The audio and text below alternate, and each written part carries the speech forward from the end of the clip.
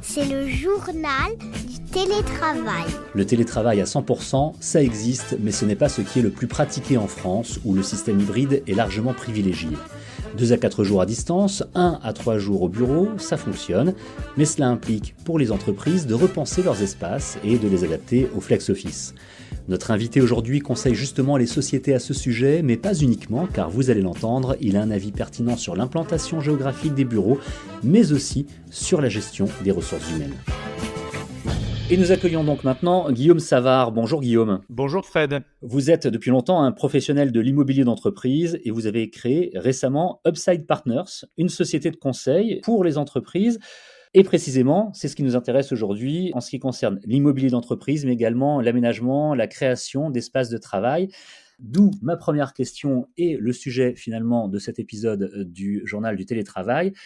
Admettons, c'est un cas d'école, vous êtes un expert, vous allez pouvoir nous donner des éléments de réponse. Une entreprise déménage prochainement, nous sommes début 2023, quels locaux doit-elle choisir et comment les aménager, les organiser? Vous me voyez venir, hein. Une entreprise qui déménage maintenant, elle sait qu'elle va avoir une partie de ses employés en télétravail. Écoutez, la première chose, c'est de définir un cahier des charges, donc qu'elle réfléchisse à finalement ce qu'elle recherche, sachant que l'élément dimensionnant en matière d'immobilier, c'est le nombre de postes de travail, donc non pas le nombre de personnes qui viennent au bureau tous les jours, mais le nombre de postes de travail que vous leur attribuez. Ouais. Puisque vous le savez, Fred, avec le télétravail, la tendance qui se développe consiste à ne plus avoir de postes attribués au sein d'une entreprise, mais à mutualiser les postes de travail et à en implanter dans les futurs bureaux un peu moins que vous n'avez de collaborateurs. Donc, si vous avez une 50aine de collaborateurs et qui télétravaillent en moyenne 2 jours par semaine, vous pouvez sans difficulté vous permettre d'implanter une trentaine, voire une quarantaine de postes de travail uniquement. Et à partir de là, nous savons dire à cette entreprise de combien de mètres carrés elle a besoin.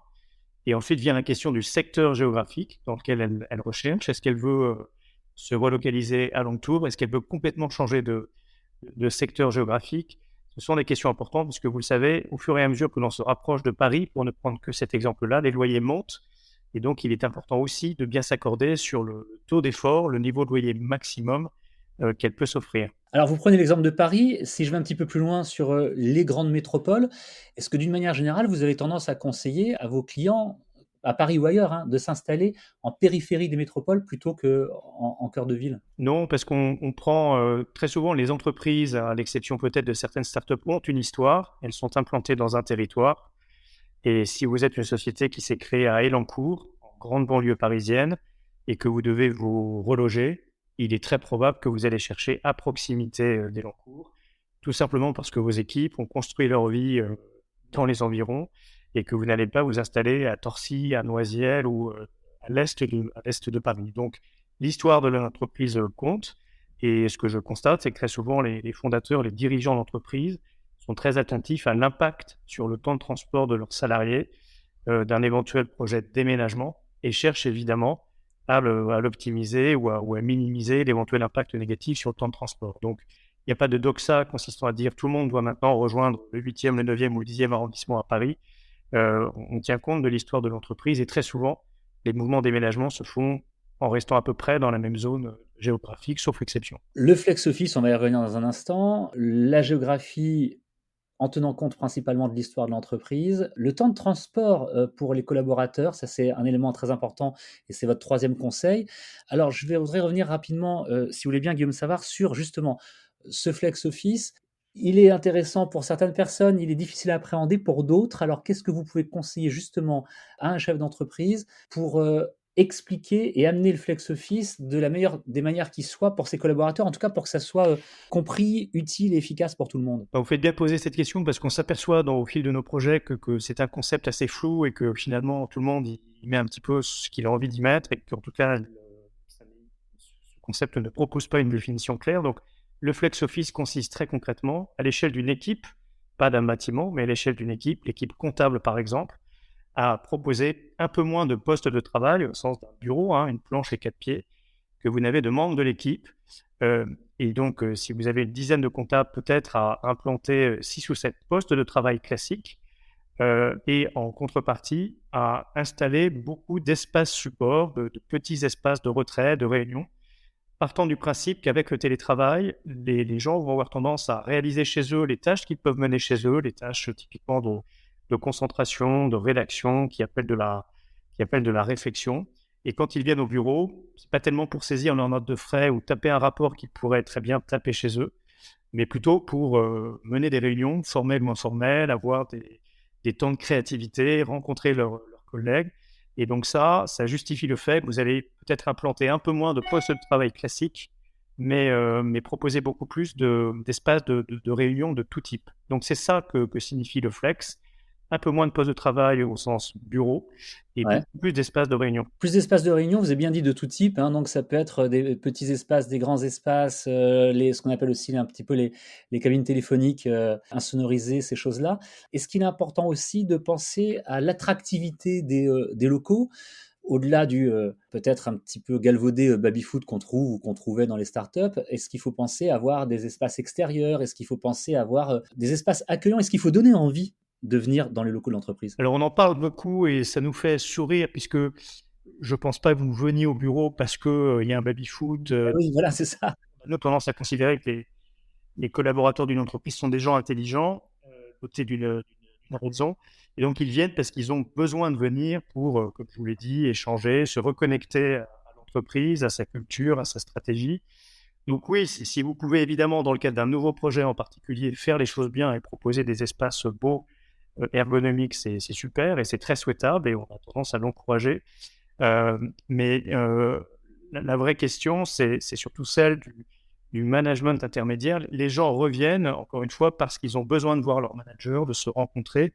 Et donc, on connaît des clients qui ont des espaces, des bureaux absolument pourris, qui offrent à leurs collaborateurs de vastes possibilités de télétravail. Et les collaborateurs reviennent comme un seul homme, tout simplement parce qu'ils ont besoin de voir leur manager, où la culture de l'entreprise est très positive et très inspirante. Donc nous, on ne pose pas de relation entre le fait d'avoir des bureaux absolument super sexy pour faire revenir vos collaborateurs. Ça n'est pas la raison pour laquelle ils reviennent. Si vous êtes en mesure de le faire, c'est évidemment bien, voire mieux.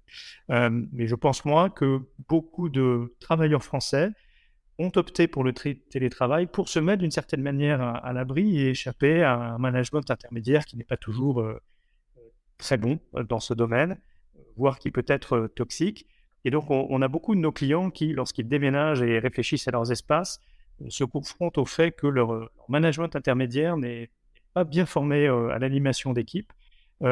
Et animer une équipe 100% présente dans les bureaux, c'est difficile, mais animer des équipes qui, en plus, sont hybrides et partagées entre vos bureaux et leur domicile, c'est encore plus difficile. Donc, en se concentrant uniquement sur le baby-foot et l'aspect décoratif des bureaux, encore une fois, on pense qu'il faut le faire, mais on ne traite qu'une toute petite partie du sujet. Attention à ne pas commettre cette erreur, et votre analyse est très pragmatique et je vous en remercie d'ailleurs.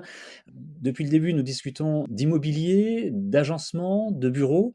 Et puis on a très vite dévié sur finalement les RH et ce que vous nous dites. Si j'ai bien traduit, si je résume bien, ce qui donne envie d'aller au bureau, c'est pas le baby-foot, et ce qui donne envie de rester à la maison, de ne surtout pas retourner au bureau, c'est plus un problème parfois de management plutôt que d'espace de travail et de confort et de bien-être au bureau. Absolument, puisqu'avec le confinement qui nous a obligés, en tout cas un grand nombre d'entre nous, à télétravailler, beaucoup ont découvert cette modalité du travail et on s'est aperçu que ça fonctionnait. Et maintenant, le dentifrice est sorti du tube. On s'aperçoit qu'en moyenne, désormais, dans les entreprises tertiarisées, on télétravaille 2 jours par semaine. C'est une tendance qui va demeurer, on n'y reviendra pas. On conservera des bureaux, bien sûr, mais vous l'avez très bien dit, le travail devient hybride. Et donc, la question n'est plus maintenant d'y être, au sens d'être au bureau, puisque j'ai maintenant la possibilité de m'en échapper régulièrement. Mais la question est d'en être, c'est qu'est-ce qui me rattache à cette communauté de projets qui est l'entreprise. Et beaucoup d'entreprises découvrent qu'elles ont peut-être investi dans de magnifiques bureaux, mais que le projet de l'entreprise, sa raison d'être, le contrat social ne sont pas au niveau, ne sont pas clairs, ne sont pas partagés par les collaborateurs. Et c'est à notre avis plutôt là-dessus qu'il faut travailler, vous l'avez compris. Les deux sont indissociables en fait, très clairement. Les deux sont indissociables, mais encore une fois, vous pouvez avoir de magnifiques bureaux. S'ils sont peuplés de petits chefs, vos collaborateurs ne reviendront pas, même si le café est gratuit et que vous avez des zéniths à tous les étages. Vous pouvez offrir des bureaux assez pourris, mais si la culture est est ajustée, elle est inspirante, eh bien vos collaborateurs reviendront comme un seul homme. Donc il faut traiter les deux, hein, vous avez absolument raison, mais attention à ne pas surdéterminer l'esthétique et la sort au détriment du choix. En tout cas, tout cela est très clair, comme je l'ai dit tout à l'heure, également pragmatique et plutôt bienveillant et assez intéressant. Merci beaucoup d'avoir répondu aux questions du journal du télétravail, Guillaume Savard. Merci Fred. Que l'on soit collaborateur d'une entreprise, que l'on soit chef d'entreprise, on a pu apprendre pas mal de choses. Et puis c'est bien aussi de déconstruire parfois certaines idées. Ce n'est pas forcément d'avoir des canapés multicolores ou un baby-foot qui va forcément donner envie de retourner au bureau. Merci de nous l'avoir précisé. Merci pour vos conseils. Des conseils que vous pratiquez, que vous prodiguez au sein de votre société Upside Partners. Vous conseillez des entreprises en ce qui concerne l'immobilier, l'espace de travail également, et notamment, j'allais dire, parce qu'on l'a entendu, vous avez également un avis pertinent à donner en ce qui concerne le management. Le journal du télétravail, c'est le podcast qui vous aide à mieux télétravailler. Vous nous retrouvez quand vous voulez sur capital.fr et sur toutes les plateformes de téléchargement et d'écoute gratuite de podcasts.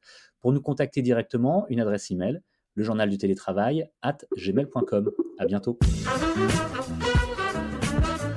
C'est le journal du télétravail.